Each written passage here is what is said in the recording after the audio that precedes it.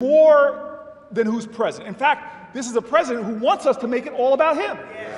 Because when he is leading the news, when he is leading the headlines, when everybody's talking about him, he's sucking all the oxygen there and distracting it from the issues that not just affect communities of color, but affect all communities in our country. This is not about him. It is about us, the United States of America, the one nation under God. Yes. And we're not going to let people slice and divide us against each other. We need to talk about the issues. Now, I love the National Action Network because it didn't start as a response to Trump.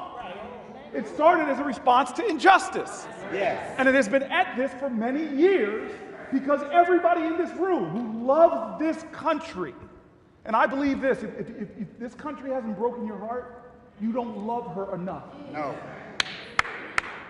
You don't love her enough because there is injustice in our nation. Yes.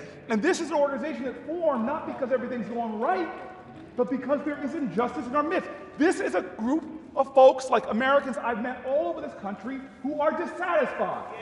We are dissatisfied because we live in a country right now where in many communities, kids can find unleaded gasoline easier than unleaded water. Yes. We are dissatisfied because we live in a nation that has a criminal justice system that treats you better if you're rich and guilty than poor and innocent. We are dissatisfied because we live in a nation right now that pays teachers so little that they have to get extra jobs just to make ends meet. We are dissatisfied in this country because on blocks like mine, where a young man was murdered with an assault weapon, Speak, brother. we are dissatisfied because we're not even doing the common sense things to make our communities safer that 90% of Americans agree we should do. We're dissatisfied because we have a nation right now where young brothers like Jamil Robertson, Yes. a security officer who subdued an assailant, was shot and killed. Like how many other of our young men and women? We're dissatisfied because there are millions of Americans, black and white and Latino, from all backgrounds who work full-time jobs every single day, but still are below the poverty line. Yes. We're dissatisfied in a nation that professes to favor freedom, but 1 out of every 3 incarcerated women on the planet Earth is right here in the United States of America. And over 80% of those women are survivors of sexual assault. Talk about the school-to-prison pipeline, which is real, but the sexual assault to prison pipeline is also real. Yes. Everything I just mentioned, and haven't even mentioned, like massive voter suppression like we're seeing in the state of Georgia. Yes. Everything I mentioned was going on before this president was elected. Yes. Yes. And so what do we stand for? Why are we here? Not to talk about who we're against, but what we're for. This is a country that is not perfect. Our very founding, these incredible principles and ideals, those documents that elevated the greatest of American values, were also saturated with residues of bigotry and hate. Native Americans in our Declaration of Independence are referred to as savages. Blacks are fractions of human beings, women not mentioned at all. And so the great history of America isn't the absence of hate, isn't the absence of bigotry, isn't the absence of oppression. Those have been with us from the start. The great history of America is not folk here in Washington, but ordinary Americans making an extraordinary commitment to the cause of our country, fighting against those ills and fighting against those evils to make real on the promise of the country for more and more people. That's the story of America. And it didn't come from Washington.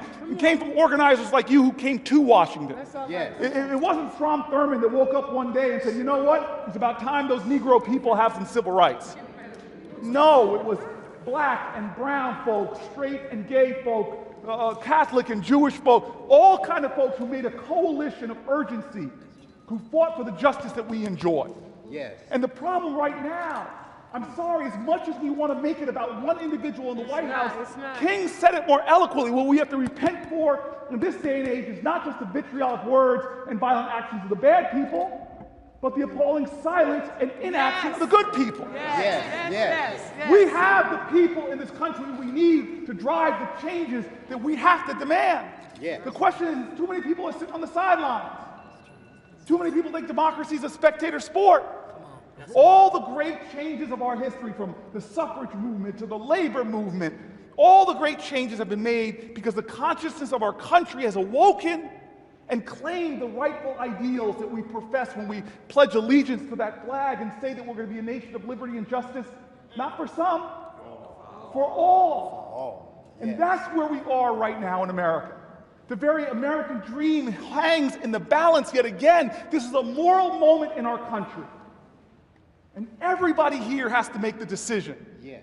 Will we begin to dilute our ideals as a nation as powerful interests get more and more powerful, and struggling Americans, working Americans, lose their opportunities, that the foundation of this country becomes quicksand, pulling people down into poverty, into hopelessness, into despair, as rates of opioid addiction go up, as rates of suicide go up from farmers to people in communities? We are seeing signs that we are losing the very idea of the American dream. Well, I believe in the American dream, and I believe it's worth fighting for. Yes. And so I'm going to end with what you all already do. With what you all already do. With what Reverend Al lives every day. Some folk get it twisted. They forget the lessons, Reverend, from church. We all love our country. Don't let anybody use patriotism as a weapon against another Americans. We all love our country. But the question is, as they say in church, faith without works is dead. Y'all know what I'm talking about.